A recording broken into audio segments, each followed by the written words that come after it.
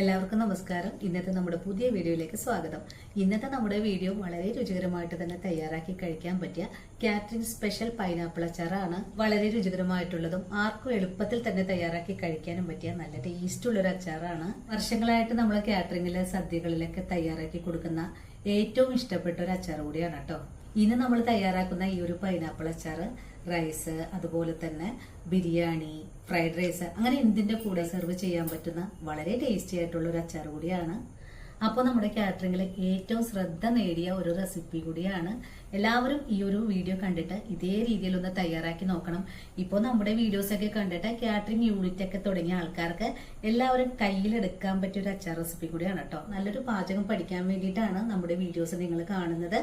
അതും നമ്മൾ കാറ്ററിംഗ് റെസിപ്പീസും മറ്റുള്ള പാചകങ്ങളും കൂടി ചേർത്താണ് ഞാൻ ഈ ഓരോ ദിവസവും നിങ്ങൾക്ക് വേണ്ടിയിട്ട് വീഡിയോ അപ്ലോഡ് ചെയ്യുന്നത്. അപ്പോൾ ആ ഒരു വീഡിയോ കാണുമ്പോൾ നിങ്ങൾക്ക് നല്ലൊരു പാചകം പഠിക്കുന്നതിനായിട്ട് വീഡിയോ സ്കിപ്പ് ചെയ്യാതെ മുഴുവനായിട്ട് കണ്ട് സപ്പോർട്ട് ചെയ്യണേ കൂട്ടുകാരെ. അതുപോലെ വീഡിയോ കാണുമ്പോൾ തന്നെ നിങ്ങളുടെ വലിയൊരു ലൈക്കിൽ തരാൻ മറക്കരുത് കേട്ടോ. നിങ്ങൾ ഓരോരുത്തരും എനിക്ക് തരുന്ന സപ്പോർട്ടാണ് നമ്മുടെ വീഡിയോ മറ്റുള്ള ആൾക്കാരിലേക്ക് എത്തപ്പെടുന്നത്. അപ്പോൾ നമുക്കുടൻ തന്നെ നമ്മുടെ വീഡിയോ കാണാൻ പോകാം. അപ്പോൾ നമുക്ക് പൈനാപ്പിൾ അച്ചാർ തയ്യാറാക്കാൻ തുടങ്ങാം. ഇതിനായിട്ട് ഞാൻ ഇതുപോലെ ഒരു പൈനാപ്പിൾ എടുത്തിട്ടുണ്ട്. ഇനി നമുക്കിതിനെ ഒന്ന് കട്ട് ചെയ്തെടുക്കണം. ഇതിന്റെ തോലെല്ലാം ഒന്നെടുത്ത് മാറ്റി ഒന്ന് ചെറിയ ചെറിയ പീസുകളായിട്ടൊന്ന് മുറിച്ചെടുക്കാം. അങ്ങനെ നമ്മുടെ പൈനാപ്പിള് ഞാനിപ്പോ ഇതുപോലെ ഒന്ന് കട്ട് ചെയ്ത് ഇതുപോലെ പൊടി പൊടിയായിട്ടാണ് കേട്ടോ കട്ട് ചെയ്തെടുത്തിട്ടുള്ളത്. നിങ്ങൾക്ക് ഇഷ്ടമുള്ള രീതിയിൽ കട്ട് ചെയ്തെടുക്കാവുന്നതാണ്. ഇനിയിപ്പോ അച്ചാർ എങ്ങനെയാണ് തയ്യാറാക്കി എടുക്കുന്നതെന്ന് നമുക്ക് നോക്കാം. ആദ്യം തന്നെ നമുക്ക് അച്ചാറിനായിട്ടുള്ള ചേരുവകൾ ഒന്ന് കട്ട് ചെയ്ത് വെച്ചിട്ടുണ്ട്. ഒരു 2 ബോൾ വെളുത്തുള്ളി, അതുപോലെ ഒരു 4 പച്ചമുളക്, കുറച്ച് കറിവേപ്പില, പിന്നെ വേണ്ടത് ഒരു വലിയ കഷ്ണം ഇഞ്ചി, ഒരു 3-4 വറ്റൽമുളക് ഇതുപോലെ ഒന്ന് കട്ട് ചെയ്ത് വെച്ചിരിക്കുവാണ്. ഇനി നമുക്ക് വേണ്ടത് 100 ഗ്രാം ശർക്കര, അതുപോലെ നാരങ്ങ വലിപ്പത്തില് വാളൻ പുളി. ഇനി നമുക്കിതിലേക്ക് 1/2 ലിറ്റർ വെള്ളം ഒഴിച്ചിട്ട് ഒന്ന് തിളപ്പിച്ചെടുക്കാം. ഇതിലേക്ക് 2 കപ്പ് വെള്ളം ഒഴിച്ചു കൊടുക്കാം. ഇനി നമുക്ക് വേണ്ടത് ഒരു 1/4 കപ്പ് അളവില് വിനാഗിരിയാണ്. വിനാഗിരി ഒഴിച്ചു കൊടുത്തിട്ടുണ്ട്. ഇനി അച്ചാറിന് ആവശ്യമായ കല്ലുപ്പാണ്. ഇതുകൂടെ ഈ വെള്ളത്തിലേക്ക് ചേർക്കാം. ഇനി നമുക്ക് കുറച്ച് നല്ലെണ്ണയും കൂടെ ഒഴിച്ചു കൊടുത്തിട്ട് ഇതൊന്ന് നല്ല പോലെ തിളപ്പിച്ചെടുക്കാം. തിളപ്പിച്ചെടുക്കാനായിട്ട് അടുപ്പിലേക്കൊന്ന് മാറ്റിയിട്ടുണ്ട്. ഇനി ഈ ഒരു പുളിയും ശർക്കരയും എല്ലാം ചേർത്ത് നല്ലതായിട്ടൊന്ന് തിളച്ച് വരട്ടെ. അതുവരെയും നമുക്കൊന്ന് വെയിറ്റ് ചെയ്യാം. അങ്ങനെ നമ്മുടെ ശർക്കരയും പിഴുപുളിയും എല്ലാം വിനാഗിരിയൊക്കെ ചേർത്തിട്ടുള്ള വെള്ളം ഒന്ന് തിളച്ച് തുടങ്ങിയിട്ടുണ്ട്. നിങ്ങൾക്ക് വേണമെങ്കിൽ പിഴുപുളി നേരത്തെ തന്നെ വെള്ളത്തിലിട്ട് വെക്കാവുന്നതാണ്. ഞാനിപ്പോൾ ഇതേ രീതിയിലാണ് കേട്ടോ ചെയ്തെടുക്കുന്നത്. ശർക്കരയൊക്കെ ഒന്ന് മെൽറ്റായി കിട്ടണം. ഇപ്പോൾ നമ്മുടെ പുളിയും ശർക്കരയൊക്കെ നല്ല പോലെ ഒന്ന് തിളച്ചൊക്കെ വന്നിട്ടുണ്ട്. അതുപോലെ ഈ പുളി ഒന്നുകൂടെ മെൽറ്റായി വരണം. നമ്മൾ വാങ്ങിച്ചിട്ടുള്ള പുളി ഇതുപോലാണ് കേട്ടോ കിട്ടുന്നത്. ഞാനിത് തൂക്കിയാണ് വാങ്ങുന്നത്. നല്ല കറുത്തിട്ടുള്ള പുളിയാണ്. നിങ്ങൾ എടുക്കുമ്പോൾ കളറുള്ള പുളിയാണെങ്കിൽ നമ്മുടെ അച്ചാറിനും പ്രത്യേക കളറൊക്കെ ഉണ്ടാവും കേട്ടോ. ഇതുപോലെ ഒന്ന് തിളച്ച് ഒന്ന് ചെറുതായിട്ടൊന്ന് കുറുകി കിട്ടണം. അപ്പോഴാണ് നമ്മുടെ അച്ചാറിന്റെ ഗ്രേവിക്ക് നല്ല കൊഴുപ്പുണ്ടാവുന്നത്. ഒന്ന് ചെറുതായിട്ട് കുറുകി വന്നാൽ നമുക്ക് ഫ്ലെയിം ഓഫ് ചെയ്ത് കൊടുത്തിട്ട് ഈ ഒരു ശർക്കര പാനിയും പുളിയും കൂടി ചേർത്തിട്ട് നല്ലതുപോലെ ഒന്ന് അരിച്ചു വെക്കണം. അല്ലെങ്കിൽ നമ്മുടെ ശർക്കരയിലുള്ള കല്ലും മണ്ണൊക്കെ നമ്മുടെ അച്ചാറിലേക്ക് വരാൻ സാധ്യതയുണ്ട്. അപ്പൊ അച്ചാർ കഴിക്കുമ്പോൾ മണ്ണ് കടിക്കാനൊക്കെ സാധ്യത കൂടുതലാണ്. ഈ ഒരു അച്ചാർ ചോറിനൊപ്പം കഴിക്കാനും നല്ലതാണ്, ബിരിയാണിയുടെ ഒപ്പം വിളമ്പാനും സൂപ്പറാണ് കേട്ടോ. ഒന്നും കൂടി തിളച്ചു വരുമ്പോഴേക്കും നമുക്ക് ഫ്ലെയിം ഓഫ് ചെയ്ത് കൊടുക്കാം. പുളിയൊക്കെ നല്ലതുപോലെ ഇപ്പൊ വെന്ത് തുടങ്ങിയിട്ടുണ്ട്. അപ്പൊ നമ്മുടെ ശർക്കര പാനിയൊക്കെ നല്ല പോലെ ഒന്ന് തിളച്ച് ഇതേപോലെ ഒന്ന് കുറുകി വന്നിട്ടുണ്ട് കണ്ടോ. ഇനി നമുക്കിതൊന്ന് പാത്രത്തിൽ നിന്ന് ഒന്ന് അരിച്ചു മാറ്റിയതിന് ശേഷം ഈ ഒരു പാനിൽ തന്നെയാണ് കേട്ടോ അച്ചാർ തയ്യാറാക്കാൻ പോകുന്നത്.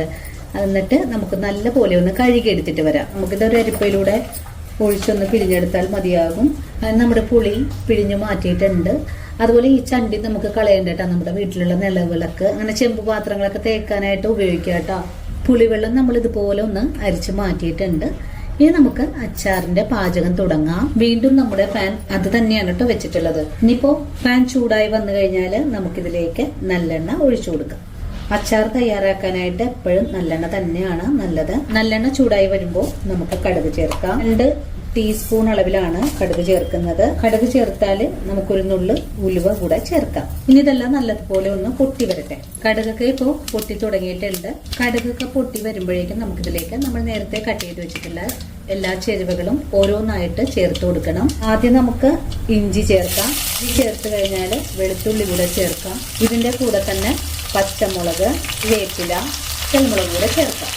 ഇനി നല്ലതുപോലെ ഒന്ന് വഴറ്റിയെടുക്കാം. നമ്മളിപ്പോൾ ചേർത്തിട്ടുള്ള ചേരുവകളെല്ലാം നന്നായിട്ടൊന്ന് വഴണ്ട് വരണം.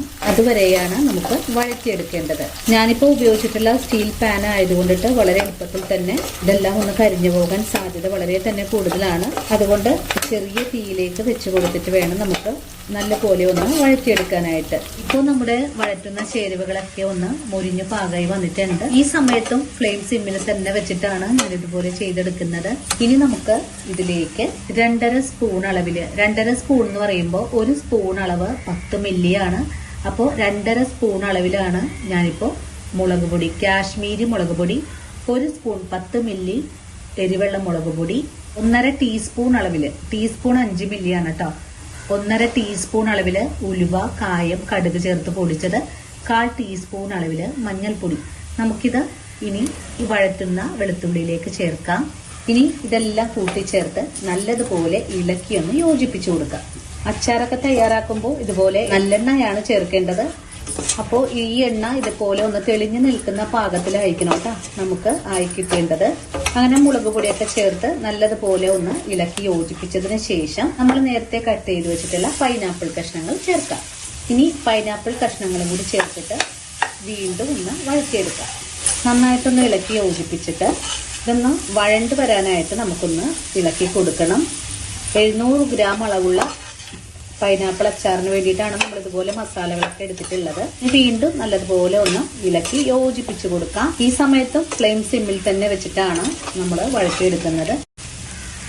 ഇപ്പോൾ ഇതേ ഒരു പാകത്തിലാണ് കേട്ടോ ആയി കിട്ടിയിട്ടുള്ളത്. നമ്മുടെ പൈനാപ്പിൾ ഞാനിവിടെ ഒരു 2 മിനിറ്റ് നേരമാണ് കേട്ടോ വഴറ്റി കൊടുത്തിട്ടുള്ളത്. ഈ ഒരു സമയത്ത് നമുക്ക് നേരത്തെ നമ്മൾ തിളപ്പിച്ച് വെച്ചിട്ടുള്ള പുളിയും ശർക്കരയും കൂടി ചേർത്തിട്ടുള്ള വെള്ളം കൂടെ ചേർത്ത് കൊടുക്കാം. നമുക്ക് ഈ വെള്ളം കൂടെ ഒഴിച്ചു കൊടുക്കാം.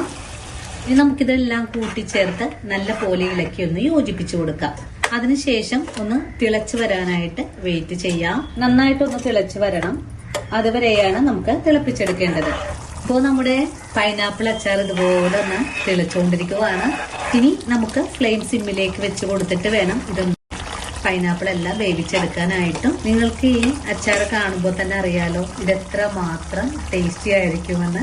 ഈ ഒരു അച്ചാർ എല്ലാവരും വീട്ടിൽ തയ്യാറാക്കി വെക്കണം കേട്ടോ. നമ്മുടെ കുട്ടികൾക്കൊക്കെ ഒരുപോലെ തന്നെ ഇഷ്ടപ്പെടുന്നതാണ്. അപ്പോൾ നമ്മുടെ അച്ചാർ വളരെ എളുപ്പത്തിൽ തന്നെ ഇവിടെ തയ്യാറായി കിട്ടിയിട്ടുണ്ട്. ഈ ഒരു പാകമായാൽ നമുക്ക് ഫ്ലെയിം ഓഫ് ചെയ്ത് കൊടുക്കാം. അതിനുശേഷം നമുക്കിതിലേക്ക് ഒരു കാര്യം കൂടെ ചേർക്കണം. ഒരു നുള്ള് കായപ്പൊടി കൂടെ ചേർക്കാം. ഇത്രയും തന്നെ മതിയാകും. ഇത് നമ്മുടെ അച്ചാറിന് നല്ലൊരു ഫ്ലേവർ കിട്ടുന്നതിന് വേണ്ടിയിട്ടാണ് കേട്ടോ. ഇതുകൂടി ചേർത്ത് ഒന്നും കൂടെ ഇളക്കി യോജിപ്പിച്ചു കഴിഞ്ഞാൽ വളരെ രുചികരമായിട്ടുള്ള കാത്രിൻ സ്പെഷ്യൽ പൈനാപ്പിൾ അച്ചാർ ഇവിടെ റെഡി ആയിട്ടുണ്ട്. എല്ലാവരും ഈ ഒരു രീതിയിൽ തയ്യാറാക്കി നോക്കണം കേട്ടോ. തയ്യാറാക്കി നോക്കുമ്പോൾ നിങ്ങൾക്ക് ഇഷ്ടപ്പെടുവാണെങ്കിൽ തീർച്ചയായിട്ടും നമ്മുടെ ചാനൽ ഫോളോ ചെയ്യാൻ മറക്കരുത്. അതുപോലെ വീഡിയോ കുറിച്ചുള്ള അഭിപ്രായങ്ങളെല്ലാം കമന്റ്സ് ആയിട്ട് അറിയിക്കാനും മറക്കരുത്.